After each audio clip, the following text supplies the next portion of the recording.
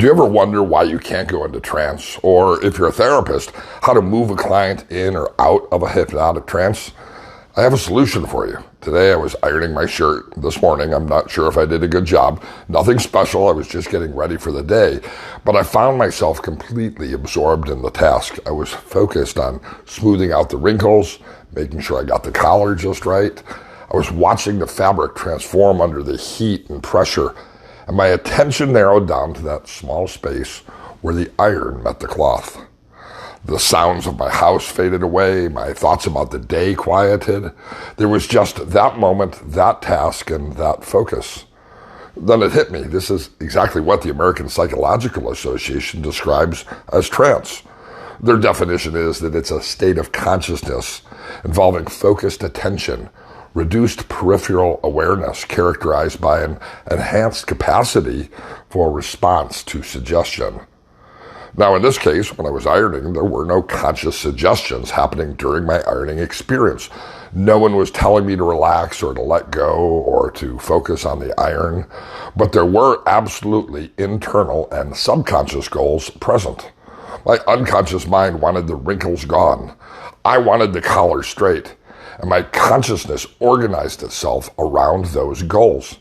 It filtered out everything else. It created a narrow beam of attention that made the task not just possible, but almost effortless.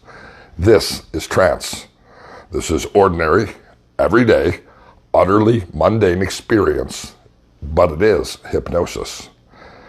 And here's where most people get it completely wrong. They believe that hypnotic trance is something that only happens with a hypnotist, or only with a recording, or only in a special setting with dimmed lights or soothing music or a self-hypnosis process.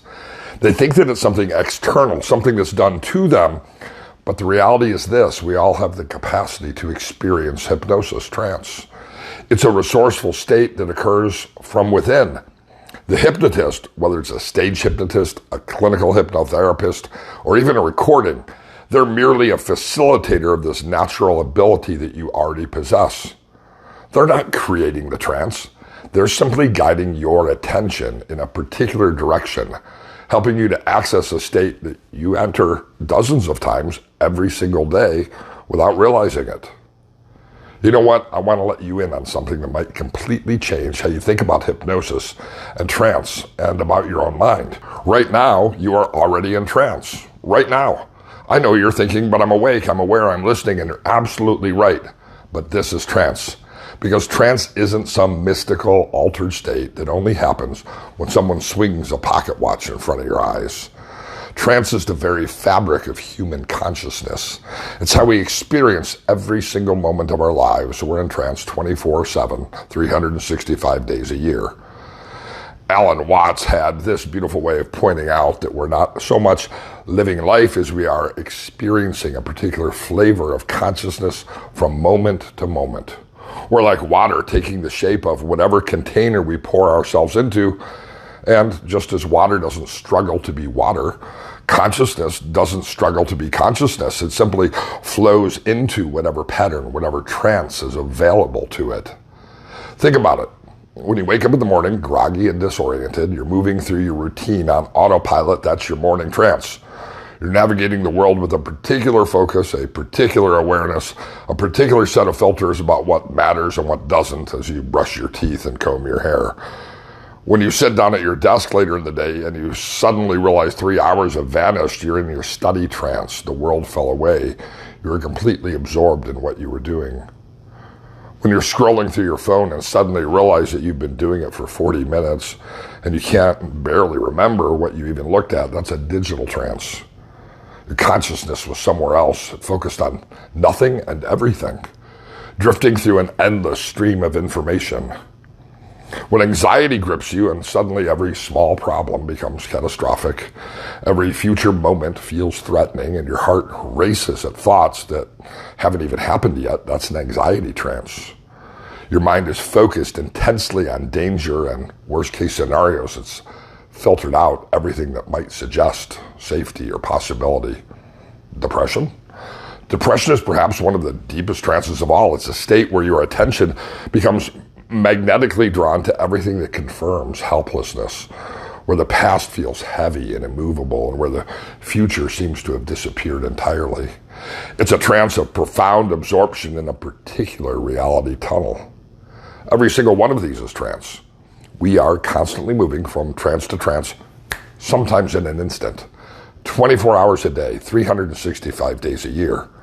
The real question in hypnosis is not how do I get into trance or bring a client into trance, but rather the question is, how can I use hypnosis with intention to move from a non-resourceful trance to a more resourceful trance? This is the challenge of professional hypnosis. When someone says to me, I can't go into trance, or hypnosis doesn't work on me, I really want to ask them, really? You've never been absorbed in a movie? You've never driven home and not remembered the journey? You've never been so caught up in worry that you couldn't think about anything else? You've never lost yourself in music and conversation or in memory? You've never ironed a shirt? Of course you have.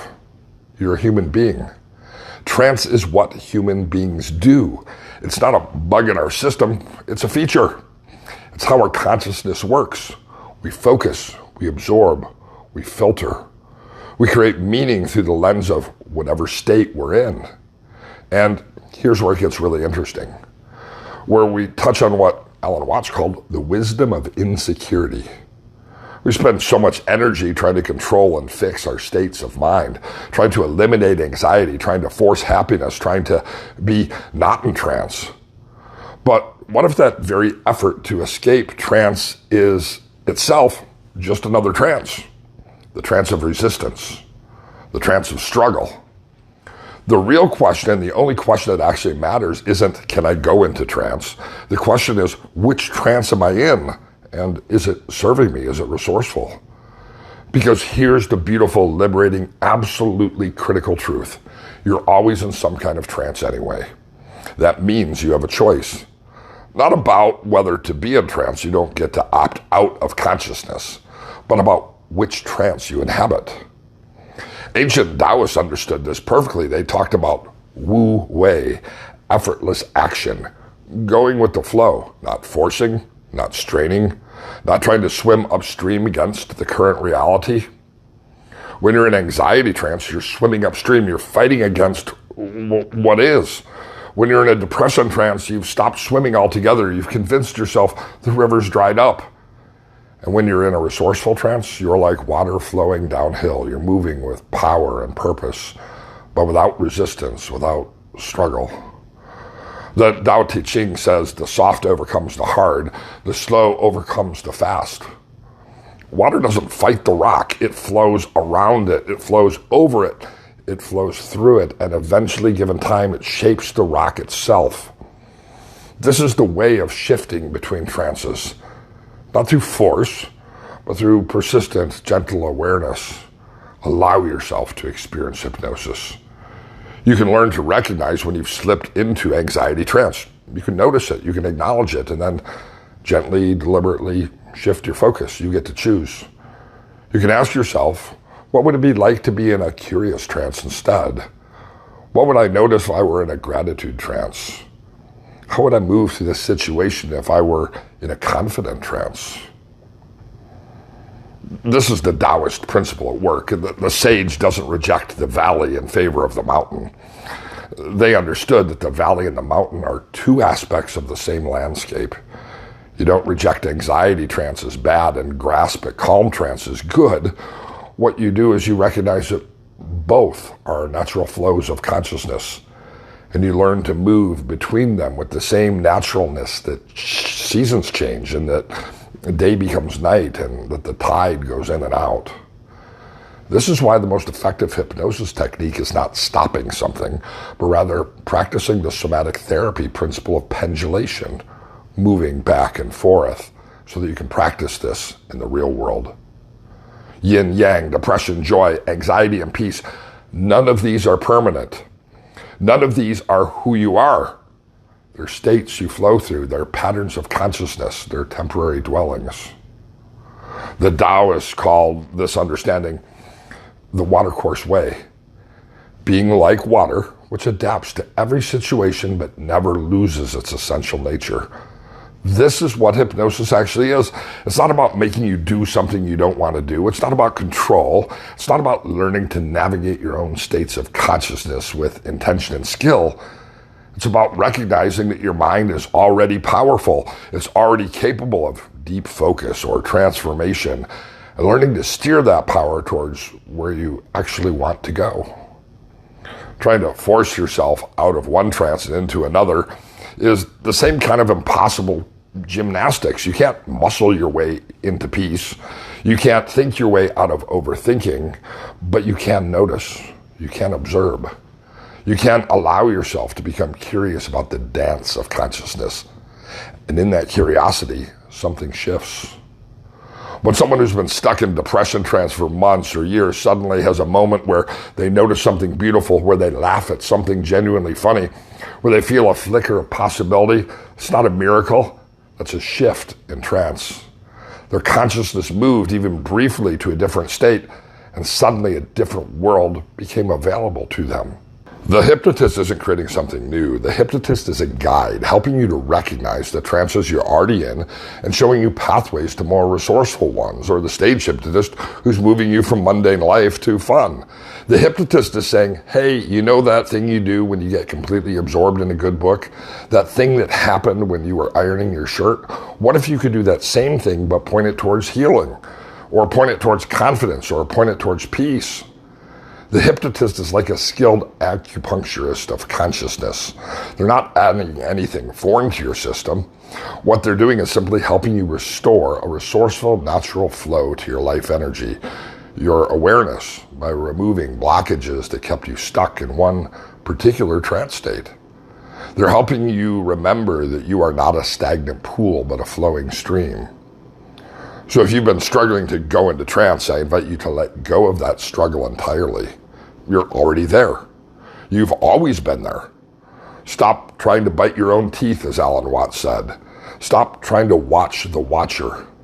Instead, simply recognize that the river of consciousness is already flowing, and you are the river. And all you're doing is choosing which direction to flow. The real work, the meaningful work, is learning to recognize your current trance and develop the flexibility to shift into states that actually serve your goals, your growth, your well-being. This is the essence of the Ericksonian approach to trance utilization. You don't need permission to go into trance.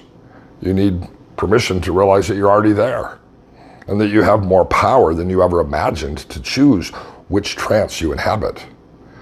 You are not in the universe. You are the universe, expressing itself as a human for a little while. And this human experience, it's one trance after another. Each one a different dance, a different dream, a different way of being. Again, the question is not, how do I get in the trance? The question is, how do I flow? How do I move into a more resourceful trance? One that serves me, empowers me, and helps me become who I'm meant to be. And that question, it's the beginning of real transformation.